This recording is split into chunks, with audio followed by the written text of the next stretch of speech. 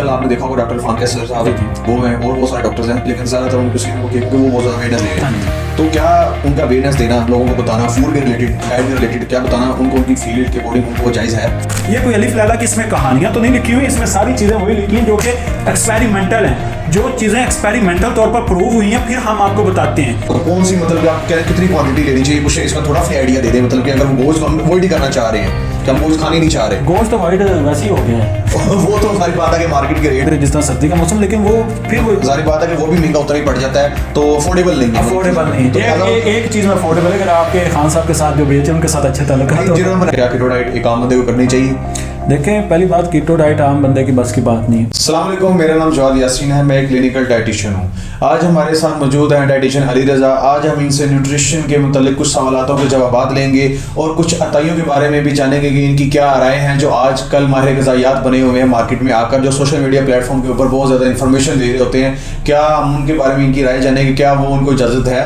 तो चलिए शुरू करते हैं। अस्सलाम वालेकुम। वालेकुम अस्सलाम। जी, सबसे पहले मेरा ये सवाल है आपसे है कि जो डाइट है, डाइट के मुतालिक बहुत सारे लोग बता रहे होते हैं आजकल, तो उसके बारे में आपका क्या ख्याल है, क्या राय रखते हैं? क्या वो हमें को डाइट प्लान दे सकते हैं? फर्स्ट ऑफ ऑल ये जानना ज़रूरी है कि भी डाइट प्लान दे कौन सकता है आपको। जी, बाद में मैं इस चीज़ पर आऊँगा कि ये जो दे रहे हैं ये ठीक है कि नहीं। आफ्टर एफएससी जब हम फील्ड्स का सिलेक्ट करते हैं बच्चे, तो कुछ बच्चे सिलेक्ट कर लेते हैं न्यूट्रिशनिस्ट की फील्ड को।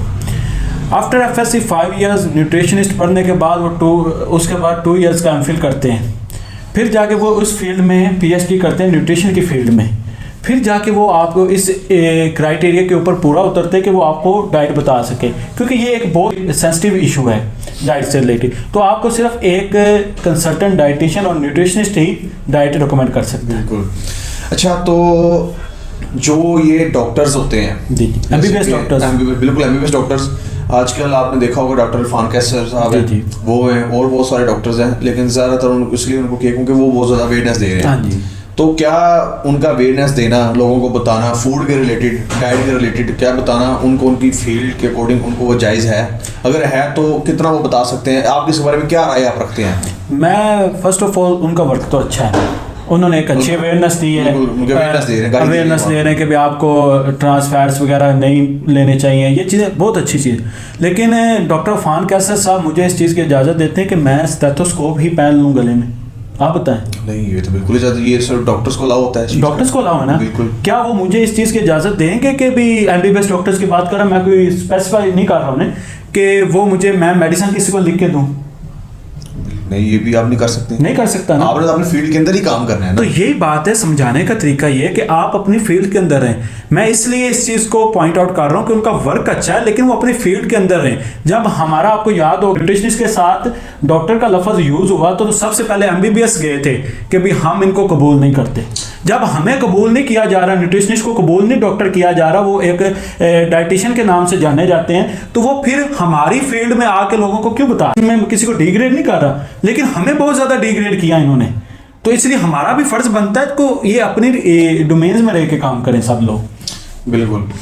अच्छा, तो चलिए एक बात अताइयों की होगी कि जो ये देते हैं, ठीक है, हाँ, वो उन्हें अताई नहीं मैं कहता, लेकिन ये चीज़ है कि भी वो अपनी डोमेन में है, अपने डोमेन में काम करें। अगर वो लीवर स्पेशलिस्ट है, न्यूरोलॉजिस्ट है, तो अगर वो दिमाग के डॉक्टर है तो दिमाग का काम भी करें। वो खुराक के अंदर आके उनका काम बनता नहीं कि लोगों को बताना। लेकिन ये करें जी, आप एक इसी चीज में देखें ना, आपने भी ये बुक पढ़ी होगी, मैंने भी ये बुक पढ़ी है। तो ये पूरी बुक हम 1 साल में 1.5 साल में हम पढ़ते हैं, उसके बाद हम लोग आपको डाइट प्लान वगैरह रिकमेंड करते हैं। ये कोई अलिफ लैला की इसमें कहानियां तो नहीं लिखी हुई, इसमें सारी चीजें वही लिखी हैं जो कि एक्सपेरिमेंटल हैं।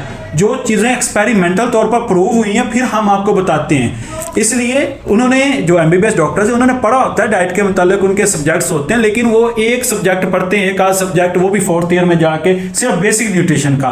वो इतने डेप्थ में जाते ही नहीं, इस वजह से उनसे डाइट प्लान लेना ना उनका बताना ये बनता ही नहीं, क्योंकि उनकी फील्ड ही नहीं है। उनकी फील्ड डायग्नोस करना, उसको डायग्नोस करें। बिल्कुल बिल्कुल ठीक हो गया। अच्छा, तो अब मेरा आपसे अगला सवाल है कि आजकल गूगल के ऊपर बहुत ज़्यादा ना अक्सर पेशेंट आते हैं, तो ये कहते हैं जी आप हमें बताने के चार्जेस ले रहे हो, तो इससे अच्छा तो हम गूगल से ले लेते हैं डाइट प्लान, हमें वहाँ से बहुत कुछ मिल जाता है। तो क्या वो एवरी पर्सन, मतलब कोई फीमेल या मेल कोई भी, क्या वो उस प्लान को फॉलो करके अपने वेट का इशू सॉल्व कर सकता है? देखें, सबसे पहले सेकंड पार्ट पे आते हैं कि भी वो गूगल से प्लान ले सकते हैं कि नहीं ले सकते। हर इंसान का बॉडी वेट डिफरेंट है, हर इंसान की हाइट डिफरेंट है, हर इंसान में डिजीजेस का रेट डिफरेंट है, क्योंकि क्राइटेरिया डिफरेंट है। बिल्कुल बिल्कुल क्राइटेरिया डिफरेंट है। जो डाइट प्लान्स गूगल पर पड़े वो नॉर्मल डाइट प्लान्स हैं, उनका आपसे कोई ताल्लुक उस तरह लेवल का नहीं होता। फॉर एग्जांपल, अगर आपने डायग्नोस करवाया, आपको डायबिटिक पेशेंट है, आप कुछ हैं, तो आप उधर से थायराइड का डाइट प्लान उठा के फॉलो कर लें। अच्छा, इसमें एक चीज़ ये मैं जाहिर करना चाहता हूँ कि जो गूगल के ऊपर डाइट प्लान पड़े होते हैं वो हमारे कल्चर के रिलेटेड नहीं होते। ये चीज़ बहुत देखी गई है कि अगर हम पाकिस्तान में रह रहे हैं तो उसमें जब आप सर्च भी करते हैं तो उसमें बहुत सारी ऐसी चीज़ें आती हैं कि समझ लें 100% ऐसी चीज़ें होती हैं जो आपको मार्केट में अवेलेबल ही नहीं होती। अगर वो अवेलेबल भी हैं तो बहुत ज़्यादा कॉस्टली पड़ती है। यही मैं बात करना चाह रहा हूँ। ये चीज़ है कि आप अपने मुतलका उस इलाके के या अपने मुल्क के जिसने वहाँ पर डिग्री की है वहाँ से उस न्यूट्रिशनिस्ट को देखें ताकि आपके कल्चर के अकॉर्डिंग उस डाइट प्लान को डिजाइन करें जो आपको घर में इजीली अवेलेबल हो। देखिए, अल्टरनेटिव्स हर जगह मौजूद होते हैं चीज़ों के। अगर आप लोग गोश्त जिस तरह अफोर्ड नहीं कर सकते तो आप दालें वगैरह खाएं। इसी तरह है तो वो जितनी भी आपको वो यूरोपियन डाइट प्लान्स होते हैं, बाहर के ममालिक के डाइट प्लान्स पड़े होते हैं, वो तो आप लोगों ने लफ्ज़ी पहली दफ़ा कुछ चीज़ें हमने पहली दफ़ा देखी होती है कि ये भी चीज़ें ऐड हुई, हमें सर्च करना पड़ता है कि ये चीज़ें हैं क्या। तो फिर नॉर्मल पर्सन से ना वो अफोर्ड होती है ना वो अवेलेबल होती हैं। ठीक हो गया। अच्छा, आपसे चलें, हम ये कर ही रहे हैं, वो आजकल आप देख रहे हैं कि मार्केट में जो गोश्त है, मुर्गी का गोश्त बहुत ज़्यादा परवान चढ़ रहा है, बल्कि बहुत ज़्यादा उसका आई थिंक 650 रुपये अब तक 550 ये रेट के अकॉर्डिंग मिल रहा है।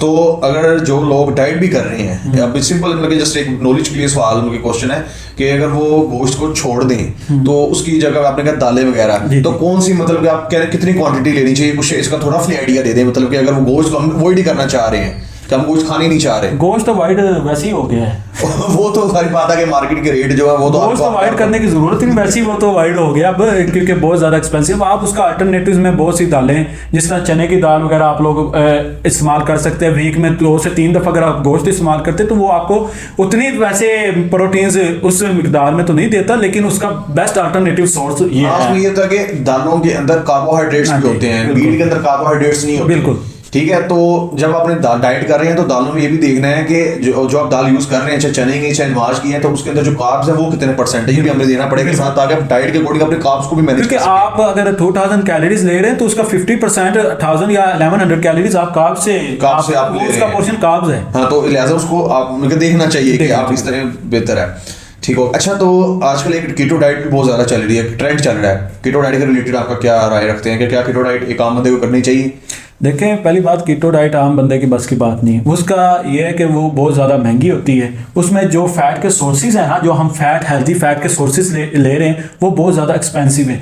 उसमें आप एवोकाडो वगैरह आप लोग देखते होंगे, लेकिन वो सिर्फ आप जिस तरह लाहौर के कुछ मॉल्स हैं, कुछ कराची के हैं, उधर अवेलेबल होता है। अब आम शहरों में तो वो चीज़ें अवेलेबल ही नहीं। अगर अवेलेबल हो भी जाए तो वो 3500-4000 को पता ही नहीं चीज़ के बारे में एवोकाडो होता क्या है। एवोकाडो होता क्या है? मैं अपना खुद रिलेटरली बताऊं तो मुझे 2 साल पहले खुद पता चला था एवोकाडो होता क्या है। मैंने ये आई थिंक मेट्रो में देखा था, लाहौर के जो मेट्रो है वहां पर मैंने देखा था एवोकाडो का, और यकीन करें तब 30 to 100 पर केजी था। अब आपको पता लग गया तो ये चीज़ है कि अफोर्डेबल नहीं। अच्छा, ले फिर भी नहीं सकते आप। अच्छा, तो ये कि हम इसका अल्टरनेटिव क्या ले सकते हैं अगर फैट के सोर्सेज आप लेनी है? आप अल्टरनेटिव्स आपके इसमें नट्स वगैरह आ जाते हैं, जिस तरह ड्राई फ्रूट्स वगैरह हो गए, इसमें आप वो चीज़ें भी ऐड कर सकते हैं जिस तरह सर्दी का मौसम, लेकिन वो फिर वो जारी बात है कि वो भी महंगा उतना ही पड़ जाता है, तो अफोर्डेबल नहीं है। तो मतलब इसका ये है कि कीटो डाइट की तरफ जाने की जरूरत नहीं है। ठीक है, आप मतलब लो कार्ब की तरफ चले जाएं, आप हाई प्रोटीन डाइट की तरफ चले जाएं, वो डाइट करें जो आपको इजीली भी अफोर्डेबल हो, बिल्कुल बनाने में आसानी हो, ताकि आपको कोई खजल खराबी वाला काम ना करना हो। क्योंकि अगर हम देखें तो हमारे सिर्फ 20 से 15-20% लोग वह जो अफोर्डिंग हैं आज के इस महंगाई वाले दौर में, तो हमने बात करनी मेजोरिटी को लेके। अच्छा, तो एक बंदा 2000 कैलोरीज ले रहा है जी, तो वो अचानक कहता है जी मैंने वेट लूज करना, मैंने टारगेट वेट अचीव करना, वो अचानक फाके करना शुरू कर देता, क्या ये ठीक है फाका करना? देखिए, अगर एक नॉर्मल पर्सन, आप मेल पर्सन की बात कर लें, तो अगर मेरे जैसा कोई इंसान है 23-24 इयर्स का है, तो उसको डेली रिक्वायर्ड अगर 2200 कैलोरीज, तो अगर मैं कहूँगा कि मैं 1000 ही अंदर से स्किप कर जाऊँ, 12 किलो कैलोरीज पे आ जाऊँ, तो लेना स्टार्ट कर दूँ, मैं अपना ब्रेकफास्ट ना लूँ या लंच मिस कर दूँ, तो ये बिल्कुल ही आप लोगों में एक गलत फहमी पाई जाती है कि इस तरह आपका वेट लूज होता है। आप इसका मुतबादल ये चीज़ें कि अगर आप लोग जो चीज़ें खा रहे हैं अगर वो फैटी हैं ज़्यादा, मतलब उनका फैट कंटेंट ज़्यादा आप खाते हैं, ऑयली चीज़ें ज़्यादा खाते हैं, जिनका आपका फैट इंक्रीज होती है और आपको एनर्जी तो मिल ही रही होती है, लेकिन आप लोगों ने वो चीज़ें लेनी जो आपको एनर्जी भी दे लेकिन फैट कंटेंट उतना आप में ना। अच्छा, मेरे पास ना एक क्लाइंट आई, वो कह रही नहीं कि जी मेरा ना 96 के 95 के जी वेट है, तो मैं बड़ी देर से लगी हुई हूँ, जो 2-3 महीनों से 5 महीने मुझे हो गए जिम करते हुए, मेरा वेट नहीं कम हो रहा, मैं डाइट भी कर रही हूँ, उसे कॉन्स्टिपेशन का भी इशू था। अच्छा। तो मैंने कहा जी आपने डाइट प्लान कहाँ से लिया, सोर्स क्या है, सोर्स क्या है, किस बंदे से बनवाया है, आप खुद बनाया, कुछ ना घर में बनाना शुरू कर देते हैं, अपने आप में डॉक्टर होते हैं ना, होम रेमेडीज जैसे इस्तेमाल करते हैं। कि तो उसने कहा नहीं मेरे जिम ट्रेनर ने दिया है। तो उसके बारे में आपका क्या ख्याल है, क्या ये जिम ट्रेनर से दे सकते हैं डाइट प्लान को? देखें, जिम ट्रेनर्स को ABC भी नहीं पता होती, जाहिल होते हैं एज कम्पेयर टू न्यूट्रिशन। बात कर रहा हूँ मैं डायरेक्टली जाहिल बॉडी बिल्डिंग के अकॉर्डिंग बात नहीं कर रहे, जस्ट न्यूट्रिशन फील्ड के मुताबिक मैं उनको जाहिल ही काउंट करता हूँ, क्योंकि वो अपना, अगर कोई आप लोग देखते हैं ना, कोई किसी के बॉडी बिल्डर कोई होता है, हमारे पास ऐसे काफ़ी पेशेंट्स हैं जो आपके पास होंगे, आते हैं, मैंने देखा है, तो वो अपना प्लान तो एक डाइटिशियन से खुद बनवा रहे होते हैं, एक कंसल्टेंट डाइटिशियन से, तो आपको वो प्लान खुद दे रहे होते हैं। तो ये चीज़ें बस मैं इतना ही कहूँगा कि उन्हें ABC भी नहीं न्यूट्रिशन की पता होती, वो बस यही कह सकते हैं कि सुबह छुआरे खा लो, तो रात को खजूरें खा लो, और 3 टाइम 3 केले खा लो, और दूध पी लो। अगर आप हेल्दी डाइट करें तो उसकी वजह से आप अपना, लेकिन अगर आप जिम की तरफ जाते हैं ना, सप्लीमेंटेशन की तरफ, तो उसके भी एक ऑथेंटिक रिसोर्स हैं, सोर्सेज हैं उसके, जो आपको रिकमेंड करता है कि अभी आपकी बॉडी को ये चीज़ रिक्वायर्ड है, तो आप ये चीज़ ले लें। अब इधर बच्चे जितने भी ये बॉडी बिल्डर्स जितने भी ये चीज़ें लेते हैं, उनको पता ही नहीं होता हमारी बॉडी में रिक्वायर्ड किस चीज़ की। वो बस कहते हैं जी प्रोटीन, हम दिन सुबह दोपहर शाम प्रोटीन प्रोटीन प्रोटीन ही खानी है हमने। तो excess of everything is bad. Kidney stone, excess protein आपको किडनी स्टोन की तरफ लेके जाएगा, मुझे आपके लिवर्स के इश्यूज को खराब कर, आपकी किडनी उसको होल्ड ही नहीं कर पा रही होती है, ये एक्सेस प्रोटीन जो बता रहा होता है उसे कख नहीं पता होता। मेन बात ये है, आप सप्लीमेंट्स की तरफ जाएं, लेकिन यार कोई लिख के भी तो दे ना यार कि आपको इसका कोई साइड इफेक्ट नहीं है, आपको इतनी बॉडी के अकॉर्डिंग रिक्वायर्ड है। वो अपना मंजन बेचने के लिए आपको मौत की तरफ धकेल देते हैं जी। तो ये था जी सेशन हमारा डाइटिशियन अली रज़ा साहब के साथ। तो उम्मीद करता हूँ कि ये आपके लिए बहुत ज़्यादा इन्फॉर्मेटिव रहा होगा। तो इसी के साथ मुझे दीजिए इजाज़त। अल्लाह हाफिज़। अल्लाह हाफिज़।